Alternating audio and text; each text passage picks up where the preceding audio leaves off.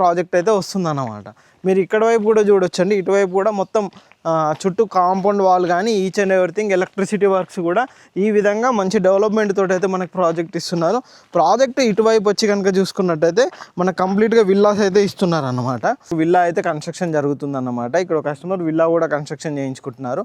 అంతేకాదు మీకు ఇంతకుముందుగా చూపెట్టినట్టుగా కంప్లీట్గా మనకు డెవలప్మెంట్ వర్క్స్ కూడా చాలా డెవలప్మెంట్స్ వర్క్స్ అయితే మొత్తం కంప్లీట్ అయిపోయాయి. ఇటువైపు కనుక చూసుకున్నట్టయితే మనకు వాటర్ హెడ్ ట్యాంక్ కూడా టోటల్గా కంప్లీట్ అయిపోయింది అనమాట. చుట్టూ కూడా కాంపౌండ్ వాల్, వెంచర్ చుట్టూ మొత్తం కాంపౌండ్ వాల్ కూడా కంప్లీట్ అయిపోయింది. ఇటు పక్కన కూడా చూసుకోవచ్చు అన్ని హౌజెసే ఉంటాయి అనమాట. ఇండ్లకు దగ్గర ఆనుకొని ఉండే విధంగానే వెంచర్ ఉంటుంది. అటువైపు కూడా చూడొచ్చు, బ్యాక్ సైడ్లో మనకు ప్రాజెక్ట్కి బ్యాక్ సైడ్లో కూడా మొత్తం హౌసెస్ కనిపిస్తాయి. ఇది వచ్చేసి మనకు వాటర్ హెడ్ ట్యాంక్. ఇక్కడ కనుక చూసుకున్నట్టయితే ఇది వచ్చేసి ఆల్రెడీ విల్లా కన్స్ట్రక్షన్ జరుగుతుంది. ఎప్పుడే కానీ ఒక ప్రాజెక్ట్లో కనుక ఒక కన్స్ట్రక్షన్ జరుగుతుంది అని అంటే కనుక ఆ కన్స్ట్రక్షన్ని బట్టి ల్యాండ్ వాల్యూ అనేది కూడా పెరుగుతుంది అనమాట. ఇందులో కూడా ఆల్రెడీ మన కన్స్ట్రక్షన్ జరుగుతుంది కాబట్టి కంప్లీట్గా HMD approved bank loan facility ఉంది. అంతేకాదు ఇందులో కనుక చూసుకున్నట్టయితే 99 లక్షలకి వీళ్ళు కూడా విల్లా కన్స్ట్రక్షన్ అనేది చేసిస్తున్నారు.